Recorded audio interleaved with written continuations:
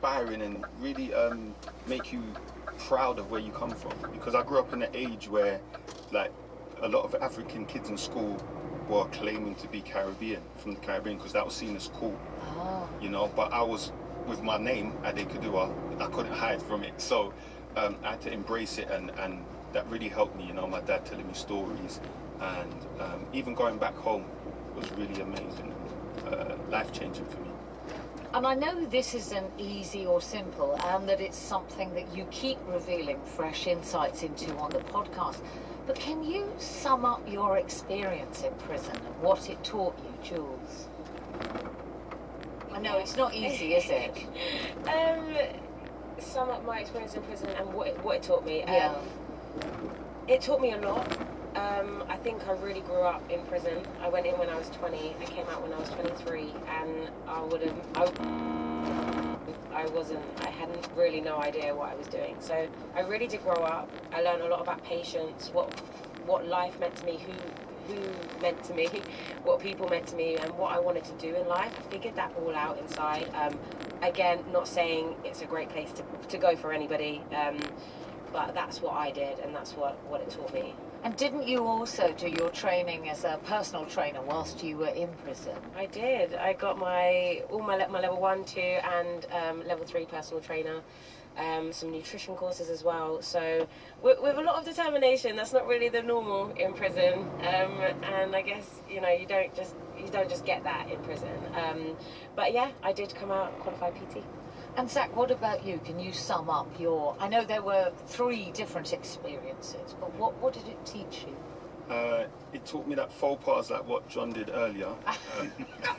What? You know, snitching on the biscuits. Yes, It's exactly. a no-no. Yeah. Snitches get stitches and end up in ditches. Well, innit? You know what I mean? Come on, you're well versed, innit? Yeah. Yeah, you can't be doing that. But no, on the serious note, it taught me that I had to take responsibility of my own actions. I had to take accountability.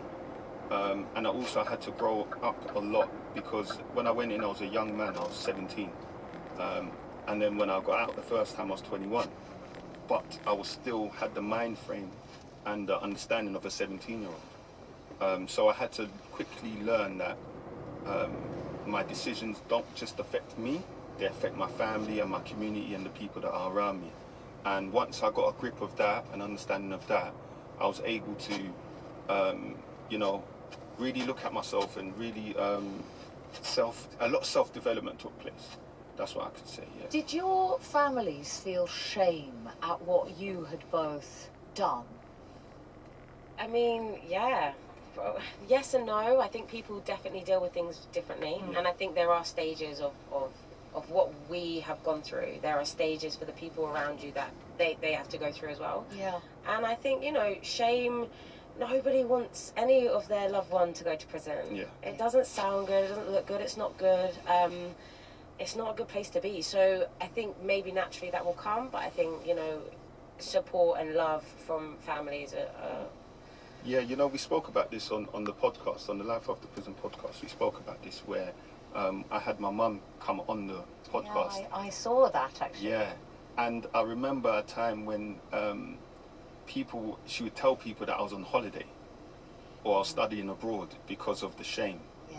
But now she's proud of what we're doing because, we've gone inside, but now we're doing great things. We've turned it around and we're focused on the future and how to live a fulfilling life after prison. And because the podcast is Life After Prison, we can imagine, can't we, what navigating the stigma and the everyday newness of life incarceration must be like. But what was it that made you realise that you could serve a purpose by talking and helping other people coming out of prison? What are some of the things that you realised were struggles? So when you're doing a long stint, you see a lot of people come in and out. And it's asking the questions of why does this happen? What's the reoccurring theme? And a lot of them, excuse me, a lot of them were, not having somewhere to live, can't find a job soon enough, being around the same circle of friends, going back to the same area sometimes, Sometimes they were battling things like addiction, you know, alcohol addiction and drug addiction, and these underlying issues weren't being addressed.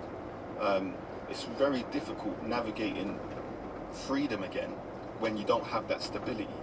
And so it's all these challenges, plus there's social stigma, not feeling like yourself. I don't think either of us prepared or understood that when you get out, you face these challenges. So we kind of, everybody that we've interviewed and, you know, us talking about it, we just understood like this must just be for everybody. And if we can find solutions for the way we've been feeling, then, you know, we want to give back and help these people too. Of the stories you've heard from prisoners, from their families, the people who've got in touch, who you've interviewed, give us an example of a story that will really stay with you, that's really resonated. Oh, wow. So we get messages surprisingly, from family members of people that are inside, and they say that they listen to the podcast and it gives them hope for their loved one's future, because, you know, it is a difficult moment, and it allows them to understand the emotions, what they're going through and the journey that they're going to go through. But the overwhelming feeling is that we give them hope for their loved one's future, and that's a beautiful thing. How do you address the part of the story that we don't hear in the podcast, which is the victims of the crimes? Jules? It's a really good question, and I think, you know, from the beginning that we set out to do this, that we have never ever once like ignored the fact that there are victims out there, so many, and, you know, people hurting and families hurting, and, you know, to see people maybe that have, you know, that are inside for doing a crime